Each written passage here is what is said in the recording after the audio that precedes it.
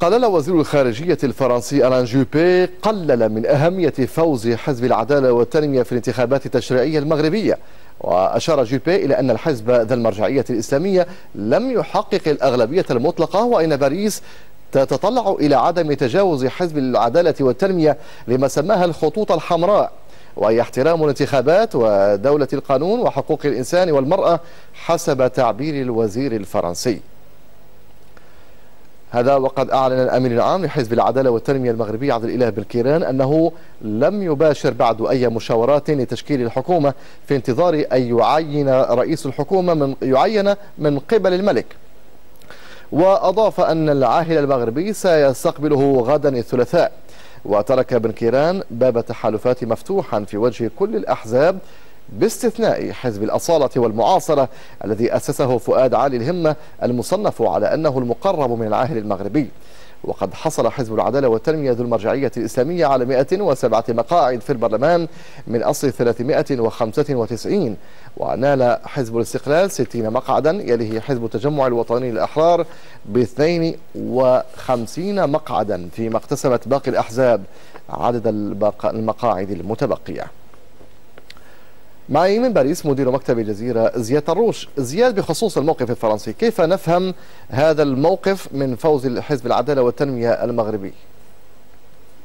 عبد الصمد، يجب أن نعود أيضا إلى موقف فرنسا والرئيس الدبلوماسية الفرنسية من فوز حركة النهضة في تونس. الموقف انتقده البعض، قال البعض إنه متأخر، لم تهنئ فرنسا حركة النهضة إلا بعد صدور النتائج الرسمية، أي بعد تقريبا أسبوعين أو أكثر من انتهاء الانتخابات.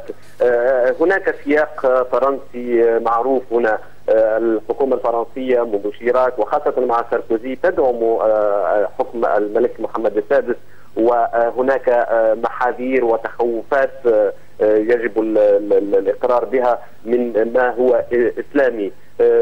قلل صحيح ألان جوبي من فوز حسابيا، معه حق إذا حسبنا الأمر هكذا، ليست هناك أغلبية مطلقة، لكن هذا التقليل ربما هو إشارة إلى أن فرنسا تضع حركة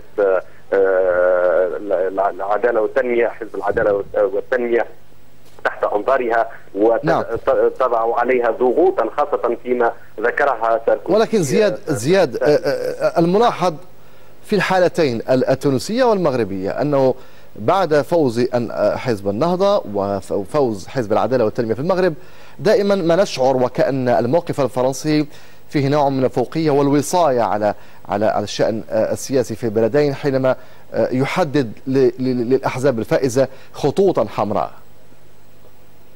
هو عبد الصمد، ربما البعض يراها فوقية، ولكن هناك تاريخ في العلاقات الفرنسية المغاربية بشكل عام، وتحديدا العلاقات مع المغرب وتونس، الحليفين التقليديين لفرنسا في المنطقة. ونحن نعلم العلاقات المتوترة على مدار العقود الماضية بين فرنسا والجزائر، فبالتالي هذين الحليفين التقليديين انتقل اليوم إلى مرحلة أخرى.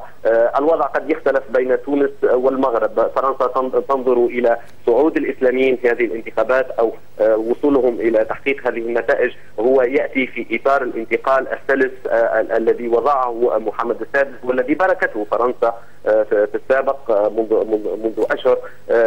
فرنسا تبقى على الأقل ولو بشكل غير رسمي حذرة من الصعود الإسلامي أو تنامي الصعود الإسلامي في المنطقة، ولو أن ما الذي يخيفها من وصول هؤلاء إلى السلطة زياد؟